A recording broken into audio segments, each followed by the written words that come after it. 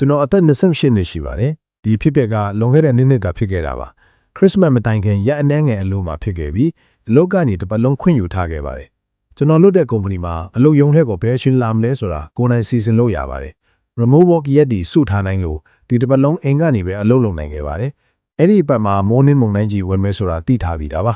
အားလည်းလည်းနီးလာလို့အိမ်မှာပဲနေပြီးစိတ်အေးနဲ့အလုပ်လုပ်ချင်ခဲ့တာပါ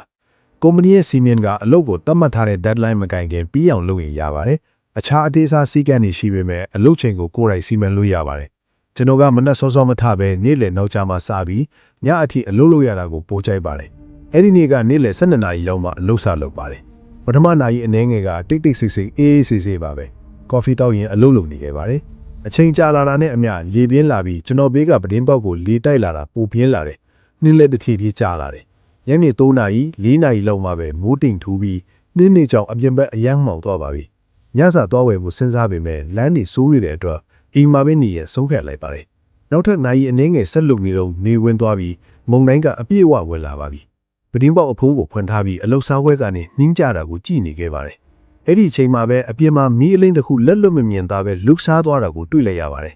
လက်ကင်မီလို့တီးချပါတယ်စားပွဲကနေနောက်ဆုတ်ပြီးပတင်းပေါက်ကို10စက္ကန့်လောက်ကြည့်နေခဲ့ပါတယ်မီးအလင်းကလှုပ်ရှားနေခဲ့ပါတယ်အေးလို့နဲ့အချိန်မှာဘသူကအပြင်မှာရှိနေတာလဲဆိုတာစိတ်ဝင်စားလာလို့ပတင်းပေါက်ဘက်ကိုတွားကြည့်လိုက်ပါတယ်အိမ်ဘေးဘက်ကိုကြည့်ရင်မီးအလင်းကိုတွေ့ပေမဲ့လူကိုမတွေ့ခင်မှာပဲမီးပျောက်သွားပါတယ်ပိတ်သွားတာလားတခုခုအောက်ဝင်သွားတာလားမသိပါဘူး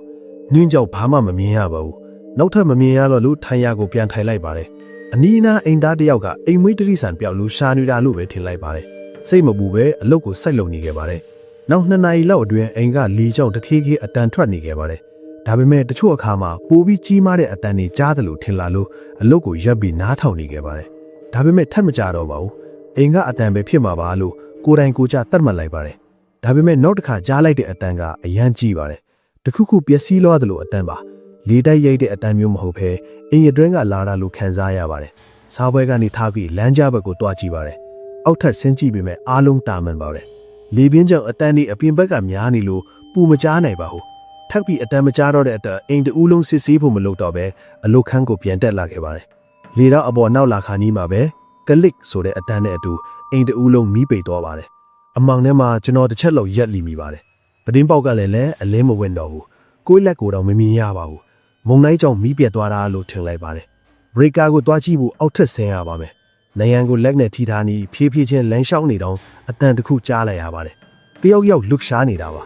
အတန်က basement တကားဘက်ကနေလာတာပါတကားကတိတ်တိတ်လေးဖွင့်သွားတဲ့အတန်ကြားလိုက်ချိန်မှာကျွန်တော်ရဲ့မျက်လုံးတွေကျဲသွားပါတယ်အနီးကအိမ်သားတဲ့ကိုတိတ်တိတ်ဝင်ပြီးတကားကိုမပိတ်ဖဲနေခဲ့ပါတယ်ခြေလမ်းအတန်နဲ့နီးလာပြီးအိမ်သားရှေ့ကိုဖြတ်သွားပါတယ်အမောင်ကြီးလုံးလို့2ပေ3ပေတောင်မမြင်နိုင်ပါဘူးသူကလေသားဘက်ကိုတက်သွားတဲ့အချိန်မှာကျွန်တော်ထပ်ပြေးဖို့ဆုံးဖြတ်လိုက်ပါတယ်ဂရတ်ဘက်ကိုအမောင်ထဲမှာလက်နဲ့နယံထိပြီးသွားပြီးကားတော်ယူကားထဲဝင်ပြီးထွက်ပြေးလိုက်ပါတယ်ကား SOS နဲ့ရဲကိုခေါ်ပါတယ်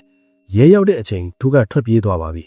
ရဲတွေစစ်တီးချက်အဖြစ်အိမ်ထဲဝင်ပြီးမိပိတ်ကတန်အလူခန်းအိတ်ခန်းကိုသွားခဲ့တာပါသူကကျွန်တော်ရှိမယ်ဆိုတာသိထားတာသိချပါတယ်ဒီအဖြစ်ပြကြောင့်ကျွန်တော်လူတိုင်းကိုတန်တရားဝင်လာပြီးနေကပြောင်းလဲရွှေ့သွားခဲ့ပါတယ်နှုတ်ထက်ဘာမှမဖြစ်တော့ပါဘူး